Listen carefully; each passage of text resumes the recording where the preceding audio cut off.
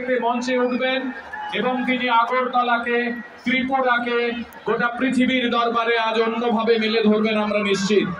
আপনারা জ্বালিয়ে রাখুন, আপনাদের এই আলো জ্বলতে থাকুক।